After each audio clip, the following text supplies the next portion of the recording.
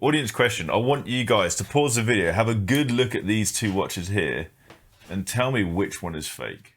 One of them is fake, and I think it is epic. I think you need to do this, to be fair. No. Because a lot of the main details are the bezel, the presence or lack of presence of the anti-reflective material. For Actually, both yeah, sides you here? talk through the things that we should look for. Okay, so the things give a class here. But not only on one, go on both. Give both the love. So the big thing is the magnification of the date window. So typically the magnification is 2.5 times. It changes per model, but on a sub and a GMT, it's about 2.5 times.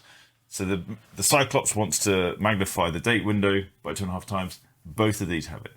You have anti-reflective material under the Cyclops. Both of these have it. Not on the main crystal itself. You can't see it, but down here we have an etched Rolex crown. That's another sign of fake. This has a Rolex crown in between Swiss and made. That means this has a newer movement compared to this one. And here you've got the serial number on both of them written in. You've got the randomized serial number down the bottom here. And then you've got the fit and finish of the whole watch itself. I mean, these have different bezels. Let's keep bezel action on different. So this is this Submariner bezel action. So it's pretty solid. Well, we don't know which one's fake at the moment, do we? If you feel this, I'm feeling this bezel. So, but this is a different makeup. So this is a Biden. Yeah, that's got that rubbery GMT. Got the pop here. Why are you so bad at this? The joke that never gets old because it's real. So drop a comment. Let me know which one you think is fake, the Submariner or the GMT. And we all know it's a Submariner which is fake, but this is a 1-to-1 clone. And if you don't have super clone, this is a super clone. If you don't have a real one right next to you, this is AAA. This feels surprisingly good for a fake Submariner. But the problem is, the reason these watches are so good is it's the detail. And that's what these things are. Whose is that? Is that yours? That's mine, yeah. What did you pay for it? I think about 600 quid or something. 600 quid? Yeah. But the thing for me, on any fake watch, is feeling the edge. You can instantly feel the edge feels different. Now, I'm a tactile person, so I look at feeling different edges. And I always go to someone, whenever they've got a good watch on, I go, can I here, give it to me. And you can feel the edges just feel a fraction different. It's doing this. It's doing this. It's when you do this, it's hard, but it's when you actually try to... And it's the weird. That's how I can find. There's loads of other ways, but for me, that was my quickest way of feeling a fake. So I actually opened this up, and on the inside is they call it a clones movement. It isn't a clones movement. You can get clone movements. This has an ETA clone with a plate on top of it. So when you open a modern car, it's a weighted plate because it adds more weight into it. Sure, but it looks like the correct caliber because it's got all the right colours for the gold, the gold little touches. Exactly, it's got all of it in there, but it's just a cap on top of it. Shall I take the back off this one? You take the back. You do that one. I'll do this one because I'm scared of breaking watches. The amount of watches I've broken is painful. Okay, I can tell this is fake because this. The threading. It feels like they've put sand in the thread. It's a little gritty. That is not pleasant. So look at this movement. Oh no, this is the upgraded. But even look on the back. Look at the stamping on the back. Now you have to be a genius.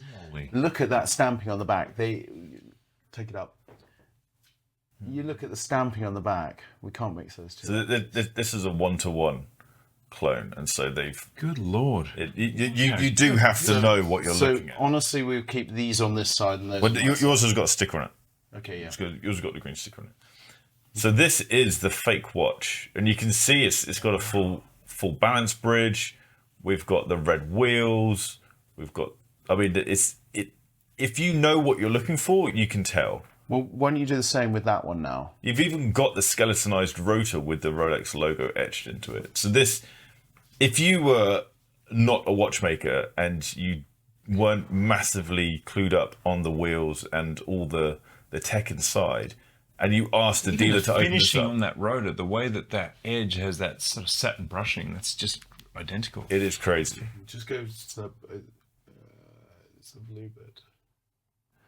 That bit there is the blue there. The blue is there, yeah. So you've got the blue balance ring in there. Can you just see the little tinge of blue in there? Yeah, but this one is more prevalent. Yeah, and that So red. here, you do this one and show. So this is a slightly different era. This is a previous era of caliber. But you can see you got the red wheel is a big giveaway, and that very blue balance. That's what I was talking about. Is in there. And the finishing. Look at that. I Is forgot that the what it's- Cerachrome balance ring? Is that what it is? It's the blue Cerachrome. This is actually better than I expected. The one that I shot was an ETA clone with a plate on top of it. This is actually the Rolex clone, one-to-one clone, which is remarkable, and that's why it costs £600. I feel like I'm flexing my fake. Wait, but but can I just point out that little step in there would never have been. It's a minute little step in that cornering. When they're trying to put that on, they had to make a little step there. You look at this one; it's flat. See that? There's a minute little step. Do you see? yeah. And that one hasn't got it. Nuts. This is Damn, I feel more frightened now. I just think it's the game has lifted, hasn't it? It is, and this further highlights why you have to buy from a dealer that is reputable, and that's why it's useful to have a company like Bezel who have an authentication team. It is their responsibility to do this, and so you can buy from them. I have two questions to ask you guys, and we've actually gone on way longer than we Peace expected. of mind. But this, to me, has been an episode with no flat spots at all. So I don't think there's going to be anything edited from what we've said. But I do want to ask two questions. Does the fact that you can do a watch to that level, that standard, for £600 show that the real one for how much is this watch new? Seven RRP, and a half. So for more than 10 times the price, does that show that Rolex watches are overpriced? So my argument to that is, let's say you do your master's degree in, I don't know, economics, let's just say. Mm-hmm. I'm asking the question. And I download your paper and I write it up myself. Have I got a master's degree? Okay. Intellectual property. And that's how I see it is Rolex have spent the money making this perfect. No, not that. But the real version, okay.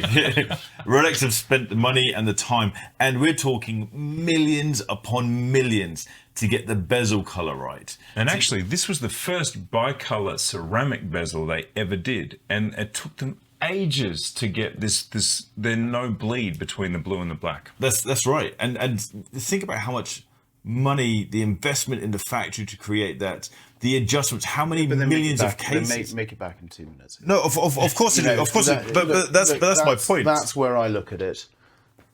Cost of a watch, marketing is the other thing. And how much of this is leaning on the marketing of that? No, it is. And how many of these are bought because of the marketing? No, I totally agree. But what I would say to you is, on every brand, I get absolute crap, and we'll talk about this on one of our other episodes. Is I get crap from different people of how can you sell a watch for that when this is the movement cost and this is this, and the reason, and you should be selling it for XX, where I sell it for half X, and I get for it. Micro brands are very, very good at. So is that pie chart your cost as well? But that's how I got explained when I was building this watch back in the day. Is cost is this. You've got to spend this amount on marketing, and just know that pie chart is the cost of the watch has got to be this. This is the marketing. For me, it's the other way around. Marketing is that much, cost is that much, because I'm trying to bring as much as I can. So what I'm saying is, most brands, they times the movement as their cost. So they will go X times whatever. They will go. Their margin is that multiple. And that's the multiple. Yeah. Then they'll add in other things, and then it's marketing. And you think of marketing, not only marketing, distribution, travel, everything. Well, it's a whole infrastructure. So can I have the pie chart back? Because you left something out on of the back that. Okay. So this is cost, but what percentage is? Because what Adrian's saying is that it sort of discounts the R&D component. But R&D you can claim back. No, of course. But these guys don't. These guys, the fake watch doesn't have. No, it doesn't have. No, doesn't have this and doesn't have this. No, I agree. So theirs is profit. But what Exactly, I'm saying to you is, you are saying about R&D. R&D, you can claim back on tax. You can. The whole thing is you can offset the whole thing. So what R&D is part and parcel of any business. You can work it in over X amount of period of time, as long as you've got a sale. And the thing is, for them, the cost of making a watch, whatever it is, brand X, there is a cost. And if they're in, let's say, 100,000 that they sell of the watches, you've made it overnight. You made that cost back. You've made everything. But this is the same for all businesses. It's the same for Starbucks and a coffee. It's the same for Apple and the iPhones. The iPhone does not cost £1,000 to make. No. But that isn't business. You have to have the upfront cost of research. All of that stuff costs money. And so I don't agree that this. The only element is this highlights why watch companies buy their bracelets from China, why watch companies get their cases from China, because the engineering is out there. This might not be up to the standard of Rolex, but this most certainly is up to the standard of brands below Rolex. That's true. And that's why they go out there. Yep. Not naming any names. Thank you for watching, and we love audience participation. We love everything that you do with About Effing Time, and thank you, and we're back. Yes, baby. Woo! Boom. Like, subscribe, and see you next time.